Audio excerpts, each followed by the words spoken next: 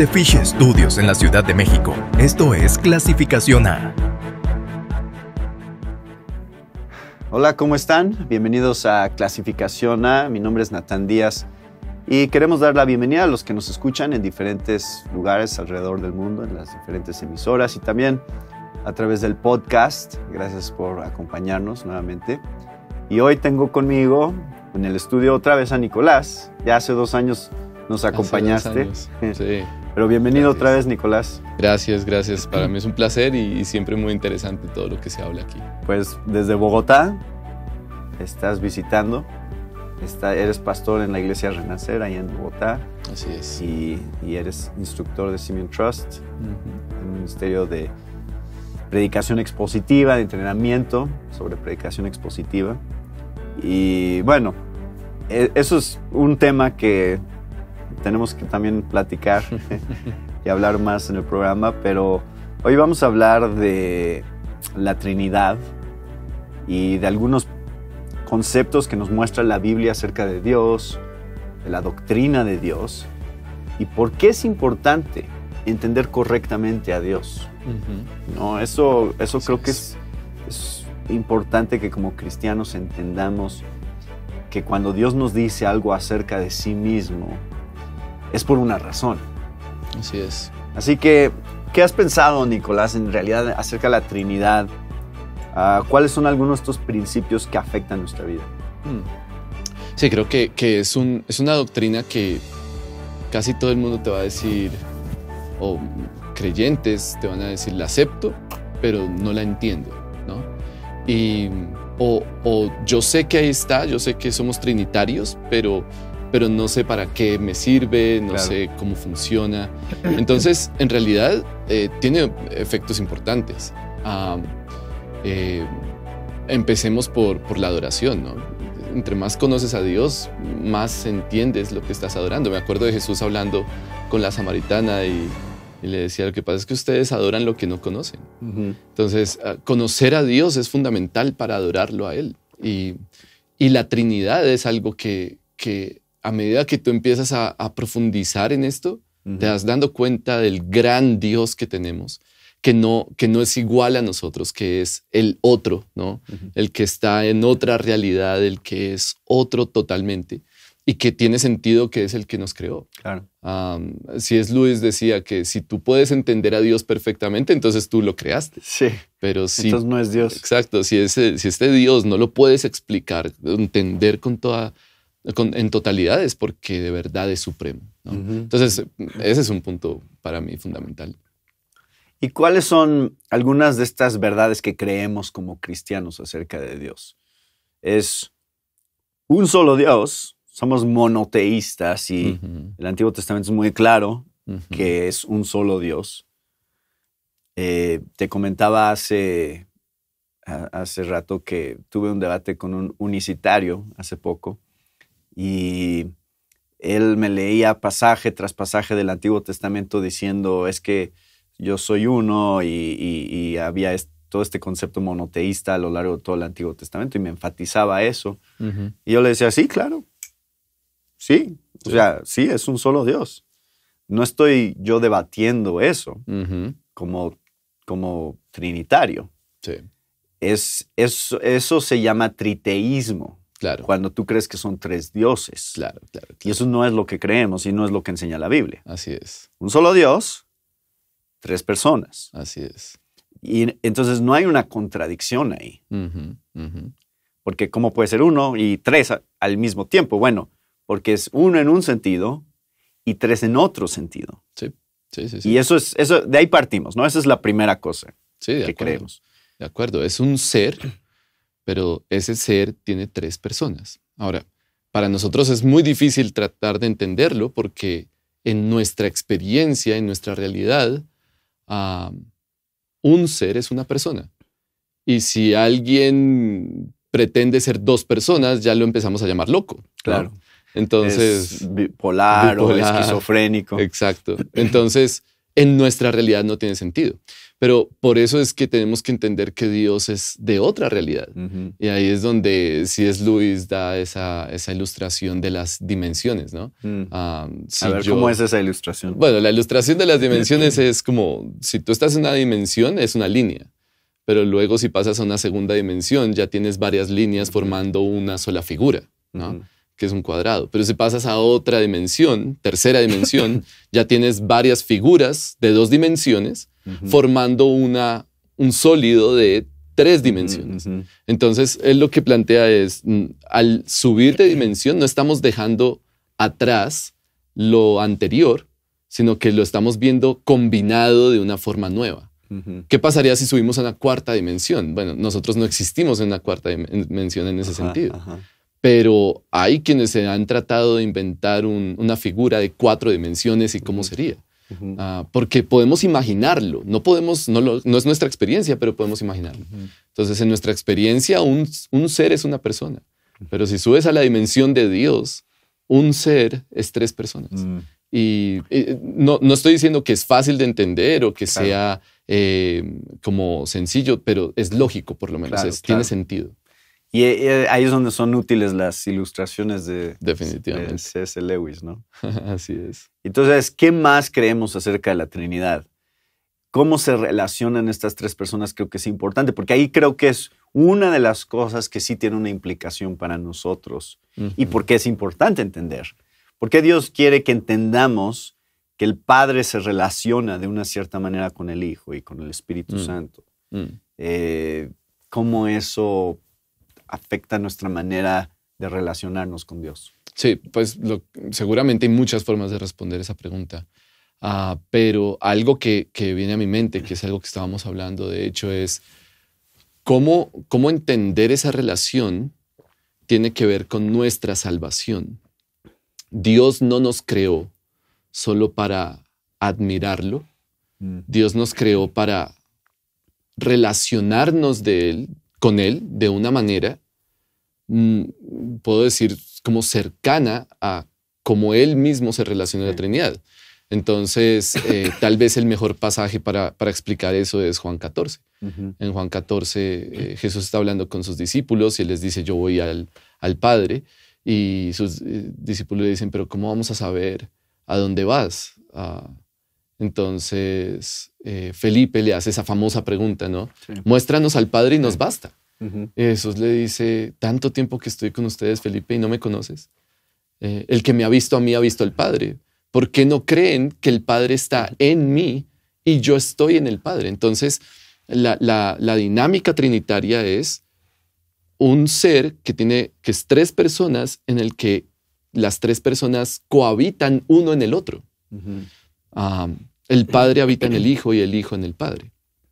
Entonces, esa es una definición importante para entender cómo se relacionan entre ellos. Ahora, la pregunta es, ¿cómo eso nos afecta a nosotros? Bueno, Jesús sigue desarrollando la idea en Juan 14 hasta que llega un punto en el que dice, un poco más de tiempo y no me verán y todo esto, pero vendré a ustedes y haré morada con ustedes, o algo así dice, y yo estaré en ustedes y ustedes en mí. Es como ese día sabrán, dice Jesús, que ustedes están en mí y yo en ustedes. Y avanzamos, por ejemplo, al capítulo 15, donde dice, yo soy la vid verdadera, el que permanece en mí y yo en él, ese da mucho fruto. Y seguimos avanzando, por ejemplo, respecto al Espíritu Santo. Vendrá el Espíritu, o el Consolador, estará en ustedes. Ustedes lo conocen porque, dice Jesús, está con ustedes, pero ahora morará en ustedes. Y luego, más adelante, en la oración sacerdotal, Jesús dice algo asombroso, incluso que tiene implicaciones eclesiológicas. Yo quiero que ellos sean uno. Como tú, oh Padre, estás en mí, yo en ti, que ellos sean uno, para que el mundo sepa que tú me enviaste y para que crean, ¿no? Es decir, las implicaciones son, pues para mí son astronómicas. Es como la relación que tenemos con Dios es trinitaria. La relación que tenemos entre hermanos es casi trinitaria. Pablo lo dice en Efesios 4. No hablen mentira entre ustedes porque ustedes son miembros los unos de los otros. Y uno puede pensar que eso son metáforas y en cierta forma pueden serlo, pero también están comunicando una realidad espiritual muy profunda que, pues, si queremos entenderla bien, tenemos que entender la Trinidad. Claro. Entonces, a pesar de esta cercanía que hay entre las personas de la Trinidad y lo que tú dices, o sea, uno en otro y este sentido de intimidad y cercanía, es importante hacer la distinción de que eso no implica que el Padre es el Hijo, o que el Hijo es el Espíritu, o es el Padre. O sea, hacemos esta distinción, ¿no? El Padre no es el que murió por nosotros. Así es. Fue el Hijo. Entonces, al mismo tiempo hay estas distinciones y en su rol que tienen dentro del plan redentivo también existen distinciones. Y una de las cosas que me parece a mí fascinante y ya te lo comentaba hace rato, yo sé que hay misterio aquí, pero ¿qué pasó en la cruz? Algo pasó que fue dramático, ¿no? Obviamente hubo un terremoto y el cielo se oscureció y hay como hasta factores cósmicos que están sucediendo en ese momento. Pero el velo del templo se rasga. Jesús dice, citando el Salmo 22, Padre, ¿por qué me has abandonado? Entonces hay especulación sobre qué está pasando ahí. Ahora, ¿puede Dios dividirse dentro de sí mismo? Eso es obviamente ahí empezamos a tener algunos conflictos, ¿no? O sea, se puede separar Dios de sí mismo, pero también tenemos el factor de la humanidad de Jesús en juego, que es una cosa a considerar. ¿Qué pasa cuando Jesús dice esto? ¿Cómo podemos entender el rol que juega Jesús en nuestra redención, el rol que juega el Padre y el rol que juega el Espíritu Santo? Claro. Y en un momento a lo mejor podemos hablar de nuestra santificación. También creo que hay varias cosas que nos muestra la Biblia, pero en nuestra justificación, en la redención que está pasando en la Trinidad. Claro. Bueno, lo de la cruz es una cosa realmente misteriosa, difícil de explicar. Definitivamente el por qué me has abandonado también tiene ese aspecto mesiánico de Jesús tiene que decirlo. Cumplir lo que dice el Salmo 22, que de hecho uno estudia lo que pasó ese día en la muerte de Jesús y hay muchas cosas que están del Salmo 22, no solamente esa frase. Entonces, de alguna manera esa frase es mesiánica y eso nos puede ayudar a entender, claro, Jesús lo está diciendo en términos humanos, ¿no? Porque el Padre y el Hijo y el Espíritu Santo, si se separan, pues se pierde esencia. O sea, no puede haber separación. Pero por otro lado, estamos viendo a la segunda persona de la Trinidad cargando con el pecado de la humanidad. Dios o el Padre viendo al Hijo con pecado. Entonces, estamos viendo una cosa extraordinaria que pues finalmente no vamos a lograr entender en su totalidad, pero tiene sentido lo que Jesús está diciendo. Lo que Jesús está planteando es, yo no estoy muriendo aquí, estoy tranquilo, está sucediendo algo en Dios mismo tan grave que pues la muerte del Hijo de Dios, que eso nos hace pensar, nuestra redención fue altísima, muy costosa, ¿no? Y eso nos ayuda a entender nuestra salvación de una mejor manera. Y Jesús no está muriendo en su naturaleza divina. Por supuesto. Está muriendo en su naturaleza humana como representante nuestro. O sea, ahí es donde hay una conexión entre Jesús y nosotros, porque al asumir nuestra naturaleza, Él puede representarnos.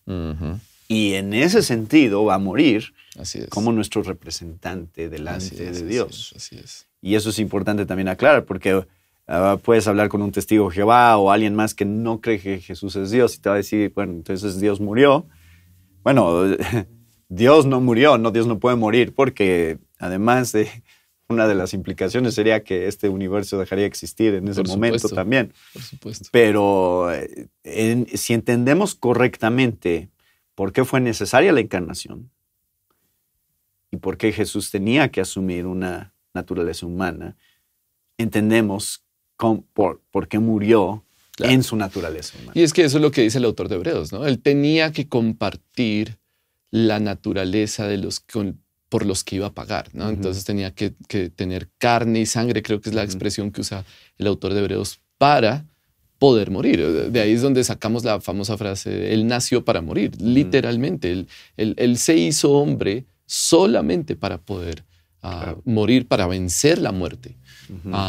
Entonces, claro, ahí la encarnación tiene mucho sentido, pero también desde el aspecto trinitario es supremamente, es fascinante y una incógnita pensar, entonces, ¿qué implicación tuvo la encarnación de la segunda persona de la Trinidad para la Trinidad? Yo he recibido esa pregunta, entonces Dios cambió, ¿no? Y no, Dios no cambia, Claro. pero la segunda persona de la Trinidad sí adquirió algo que no era parte de su naturaleza, que es un cuerpo humano, y Jesús tiene cuerpo humano hoy y lo tendrá por toda la eternidad.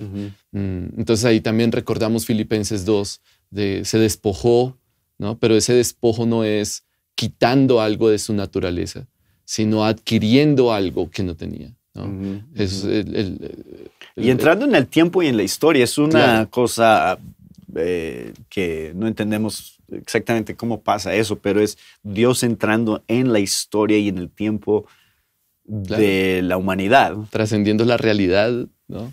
Pero nuevamente, sin perder ninguna de sus características de deidad, sino que Pablo en Filipenses 2 lo dice como se despojó a sí mismo tomando forma de siervo. Entonces es muy interesante porque es como alguien se despoja tomando, ¿no?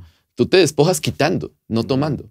Pero la forma en la que la segunda persona de la Trinidad se despojó fue tomando algo externo, algo extra, que no le quita su naturaleza divina, pero que ahora le implica tener un cuerpo. Claro. Entonces, sí, o sea, los misterios ahí son enormes, pero nuevamente, la adoración se vuelve más profunda porque Dios se hizo hombre. Eso es una cosa que realmente no alcanzamos a comprender en su totalidad. Yo creo que eso probablemente es lo más difícil de todas las doctrinas que hay en la Biblia. Es la más difícil de todas. Sí. De entender en nuestra mente humana, ¿no? El Dios de este universo, el Dios que creó todas las cosas, que trasciende a nuestra realidad, que es mucho más grande que lo que podemos imaginar, entrando en esta dimensión y tomando un cuerpo humano ilimitado en muchos sentidos. Sí. ¿Cómo pasa eso? Hay una ilustración muy útil justamente de C.S. Lewis, que es como si Shakespeare se hiciera entrar a la historia de Romeo y Julieta, ¿no? Ajá, sí. Esa es la lógica. Ahora, para nosotros eso es fantasía, pero justamente eso fue lo que pasó. Sí. Entonces, hay películas y hay libros que tratan de plasmar eso. ¿Qué pasaría si yo, como autor de un libro, puedo entrar ahí a esa historia y empezar a interactuar con mis personajes? Ya entendemos cómo funcionaría. Ahora, lo asombroso es que sí sucedió. De ahí es donde Lewis también dice que el mito se hizo realidad. Sí, no estoy seguro si cité correctamente hace un minuto lo del Salmo 22, pero recuerdo que una de las cosas interesantes es Jesús siempre habla Padre, o sea, usa esa referencia Padre, que era algo que no se había visto realmente en el Antiguo Testamento, que tuvieras este tipo de lenguaje. Padre, hasta es como irrespetuoso, ¿no? Y que solamente en la cruz es cuando cambia esa palabra. O sea, en vez de referirse como Padre, es Dios mío. Okay. Algo he leído sobre eso, y eso apunta al sentido en el cual es una profecía mesiánica cumpliéndose. Claro, no es... Claro. Algo es diferente en el lenguaje que está usando Jesús en ese momento. Sí. O sea, todo el tiempo se ha venido refiriendo Padre, Padre, Padre, Padre. Pero en ese momento, al citar el Salmo 22, es un lenguaje diferente que tiene otro tipo de contexto. Sí. Sí, y definitivamente el aspecto mesiánico ahí es fundamental. Exacto. Porque... Tomando el lenguaje que usa David. Exactamente. Que es diferente al lenguaje que Jesús había venido usando cuando hablaba con el Padre. Sí. Y que ese salmo termina con casi una profecía hablando de un pueblo que ha de venir por causa de la experiencia de esta persona que está sufriendo y que está casi separándose de Dios. Entonces no podemos perder de vista siempre ese aspecto mesiánico. Es como Jesús está cumpliendo justamente lo que tenía que suceder para que haya justificación, para que haya redención. Y no es simplemente como algo místico. No es algo místico, es un cumplimiento profético. Sí. ¿Y cómo entonces la Trinidad y entender la Trinidad también tiene algo que ver con nuestra santificación? Entonces hablamos de la justificación, de lo que Jesús hace en la cruz, pero también Jesús promete al Espíritu Santo. Claro. Y dice, yo me voy, pero van a tener el Espíritu y Él les va a mostrar qué tienen que decir. Y no nada más eso, sino Él les va a dar el poder para poder predicar este mensaje y continuar lo que yo ya he comenzado.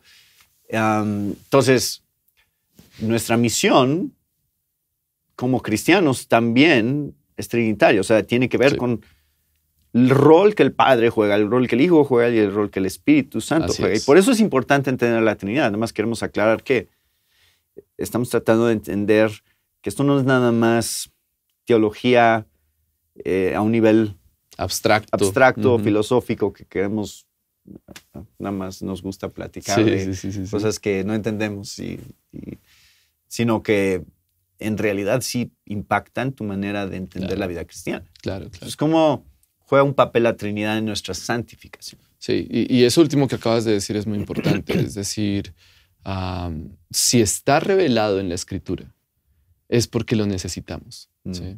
Si Dios no reveló nada para simplemente nuestra curiosidad, lo reveló para nuestra santificación, lo reveló para algo que nosotros necesitamos entender, creer, aceptar para conocerlo y para crecer espiritualmente. Entonces, es importante entender eso. La Trinidad se ve en la santificación de una forma muy importante. Tal vez para mí la forma más importante sería en términos de capacidad. Gálatas creo que es una carta que habla mucho de esto, de cómo ahora el Espíritu está en nosotros. Entonces, por ejemplo, la unión con Cristo se define muy bien en Gálatas 2, ¿no? Con Cristo estoy juntamente crucificado, ya no vivo yo, ahora vive Cristo en mí. Y lo que ahora vivo en la carne, lo vivo por la fe en el Hijo de Dios. Y nota cómo se usa nuevamente esa palabra o ese lenguaje trinitario, Él en mí, yo en Él. Y de ahí es donde viene todo nuestro poder para santificación. Entonces, el Espíritu está en nosotros. El Espíritu de Dios está en nosotros. Eso significa que está la vida de Dios en nosotros y ahora podemos vivir la santificación. Una de las grandes diferencias entre el Antiguo y el Nuevo Pacto, pensando en la obra del Espíritu, es la capacidad para obedecer. Entonces, no hay un creyente que pueda decir, yo no puedo. Yo no tengo la capacidad para dejar el pecado. Yo no tengo la capacidad para crecer y madurar espiritualmente, o yo no tengo la capacidad para ser santificado, porque tienes al Espíritu de Dios en ti. Y eso no es, como decíamos ahora, no es simplemente filosofía, no es como, sí, yo sé que eso existe, pero eso no tiene práctica. No. Es que la vida de Dios está en ti. Su poder está en ti para poder vencer el pecado. Si Cristo venció el pecado, tú puedes vencer el pecado, ¿no? Entonces, y no es simplemente como un modelo a seguir, porque muchas veces se plantea eso como si Jesús lo hizo, entonces nosotros también debemos hacerlo. ¿Por qué? Porque hay que seguir su ejemplo. Pero no es solo un modelo a seguir, es que Él está en nosotros. Claro. Y tenemos la capacidad de hacerlo. Y eso es como un poco el argumento que usa Pablo en 1 Corintios 6, cuando está hablando de la fornicación y de nuestra sexualidad. Y él usa el argumento de, ustedes tienen que entender que son uno con Cristo, han sido hechos uno con Él, y ustedes son templo del Espíritu Santo. Y entonces, ¿cómo vas a unirte con una ramera cuando el Espíritu Santo está en ti? Así es. Y la ilustración es muy poderosa porque tú estás llevando al Espíritu Santo contigo donde sea que vas y en lo que sea que hagas. Uh-huh. Y es como decirte, vas a jalar al Espíritu Santo contigo, llevarlo contigo y hacer eso. O sea, como, mira, Espíritu Santo, vamos a pecar juntos. Sí. O sea, es esa ironía y ese shock que quiere generar Pablo en nosotros. No, claro que no. Somos de Dios, estamos unidos a Él, tenemos que usar nuestro cuerpo para Él. Exacto. Y no nada más para lo que sea que se nos antoje. Así es. Y entonces ves cómo la Trinidad tiene un impacto en nuestra santificación. Entender lo que tú estás diciendo ahorita, que Él está en nosotros. Sí. Y el Espíritu Santo siendo, y he usado esta ilustración antes, la garantía de la herencia que vendrá, ¿no? Creo que es Efesios 3. Sí. ¿Qué es lo que... ¿Cómo sabemos que hay un futuro que nos espera? Uh-huh. ¿Cómo sabemos que ese futuro está garantizado? Uh-huh. Porque el Espíritu Santo está con nosotros hoy. Sí. Y eso es un sello, le dices, es un sello, es una garantía de que Dios cumplirá sus promesas. Sí. Aquí está, les dejo el Espíritu mientras termina la obra redentiva. Uh-huh. Y eso ustedes pueden saber que es la esperanza fiel y segura de que yo voy a venir un día y vamos a estar ahora en una nueva dimensión de unidad que no has experimentado como cristiano todavía. Sí, y es que eso Pablo lo plantea en Efesios 1, en donde él comienza su idea diciendo: bendito sea Dios y Padre de nuestro Señor Jesucristo, que nos bendijo con toda bendición espiritual en los lugares celestiales. Y ese es uno de los pasajes que más enfatiza nuestra unión con Cristo, porque como 13 veces dice en Cristo, en Cristo, en Cristo. Y esa garantía de la herencia, ¿cuál es la herencia? La herencia es, unos versículos antes ha dicho, que va a reunir todas las cosas en Cristo. Entonces, tenemos la garantía de que vamos a estar en esa relación trinitaria, por decirlo así, con Él, por la eternidad, de una manera que ni siquiera alcanzamos a imaginar. Pero Pablo está diciendo, miren, ustedes son bendecidos de una manera que tal vez ni siquiera entienden, ¿no? Claro. Y si tú lees Efesios, casi todos los pasajes de Efesios son trinitarios. Sí. De alguna manera estás viendo que está el Espíritu, y está el Padre, y está el Hijo, y todos están interactuando en lo que Dios quiere hacer en nuestra vida, nuestra santificación. Y la oración de Pablo por los Efesios es, dice, doblo mis rodillas delante de Dios, del Padre o de aquel que da nombre a toda familia de la tierra, para que ustedes puedan conocer el amor de Cristo, para que Él habite en sus corazones, algo así dice, y arraigados y cimentados en amor, crezcamos en toda la anchura, la altura, la profundidad del amor de Cristo, que sobrepasa todo conocimiento. Y luego dice, para que ustedes sean llenos de toda la plenitud de Dios, ¿no? Entonces es una cosa muy extraña. Es como Pablo no está pidiendo simplemente como que ustedes amen a Dios o que ustedes conozcan a Dios. Está pidiendo que ustedes sean llenos de la plenitud de Dios. Sí. Y eso solo se logra a través de ser fortalecidos en el Espíritu, que lo dice antes, y de conocer el amor de Cristo que pagó por nosotros. Entonces, sí, la Trinidad es fundamental para nuestra santificación. Entonces, también hay una conexión aquí entre entender la Trinidad y lo que significa disfrutar a Dios, que es esencial en la vida cristiana. No es nada más conocer a Dios en un nivel intelectual, sino disfrutar a Dios, que es lo que hemos hablado antes, John Piper, con el hedonismo cristiano, ¿no? Es estar satisfecho en Dios, es la manera en que glorificamos a Dios. Sí. Pero tú no puedes hacer eso si no entiendes lo que hace la Trinidad en nuestras vidas. Cierto. Eso es crucial para poder disfrutar a Dios y por lo tanto glorificar a Dios. Claro. Claro, Entender qué es lo que está pasando dentro de nosotros.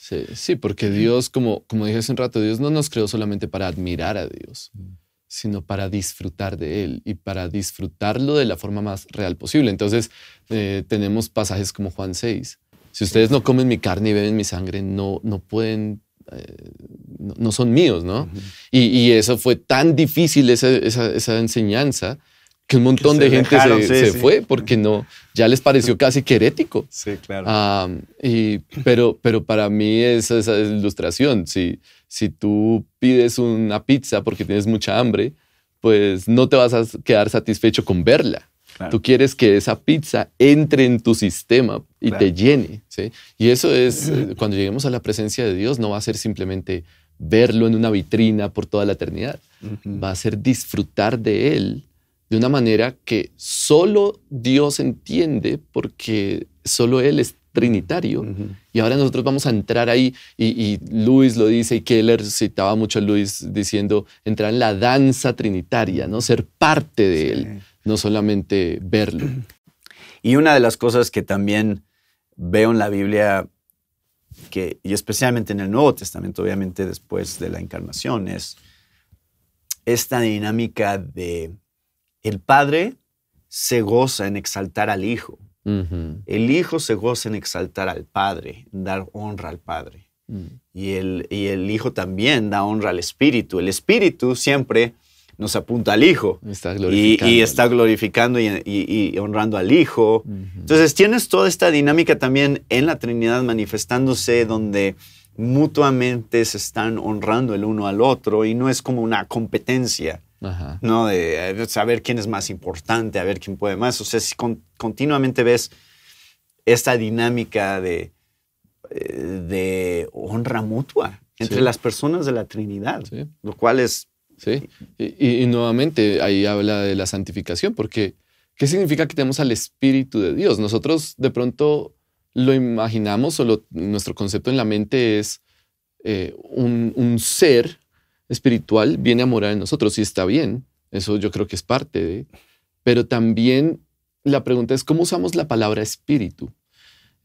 Por ejemplo, en el pacto de mi iglesia, que leemos cada vez que nos reunimos, como hacemos reunión de miembros, uno de los puntos es, si yo me mudo a otro lugar, prometo buscar una iglesia donde pueda continuar el espíritu de este pacto. Entonces, el concepto de espíritu no es solamente la persona, eso es importante, sino también como el sentir de Dios, como la actitud de Dios, ¿no? Entonces, Pablo nos dice, ya sea que coman o que beban o que hagan cualquier otra cosa, háganlo para la gloria de Dios. Y uno dice, pero ¿cómo lo hago? Bueno, es que yo tengo el espíritu de Dios, el sentir de Dios. Y tú, como lo acabas de expresar, Dios siempre está buscando su propia gloria en la Trinidad, porque es lo justo, es lo correcto. Claro, Él es Dios. Entonces, si yo tengo el espíritu de Dios, yo ahora tengo esa actitud constantemente de deseo la gloria de Dios en todo lo que hago. Claro. Y eso es nuevamente parte de la santificación gracias a la Trinidad. Claro. No, pues esto es una conversación que podríamos tener por días, ¿no? Seguro si nos metiéramos en muchas áreas de lo que implica ver y contemplar a Dios y quién es Él realmente y cómo eso transforma nuestras vidas, pues tenemos es mucho material. Pero eso es un buen resumen, creo yo, de simplemente por qué es importante la Trinidad, cuál es el impacto que eso tiene en nuestras vidas como cristianos. A veces la gente puede decir, es que la doctrina, pues, te vuelve nada más alguien intelectual y no tiene aplicación práctica, pero siempre la doctrina tiene el propósito de transformarnos de alguna manera y tener un impacto. Y cuando no tomamos en serio la doctrina, y especialmente esta, consideramos que la Trinidad es una doctrina fundamental de la fe cristiana, no secundaria, es fundamental. Cuando consideramos la doctrina, va a tener un impacto. Si tú ignoras la doctrina, no vas a poder vivir la vida cristiana como Dios quiere que la vivas.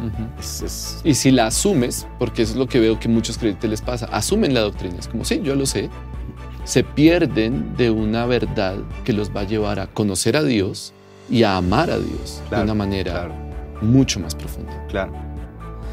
Pues muchas gracias, Nicolás. Qué bueno que podemos tener esta conversación, porque va a ser útil a todos los que nos están escuchando. Y bueno, vamos a, primero Dios, hacer más programas y vamos a hablar de más temas. Buenísimo, gracias por invitarme. Y también gracias a todos ustedes que nos acompañaron con otro tema de interés para la familia de hoy. Se despide de ustedes, Natán Díaz. Esto fue una producción de Fish Studios. Para más información visita clasificaciona.com.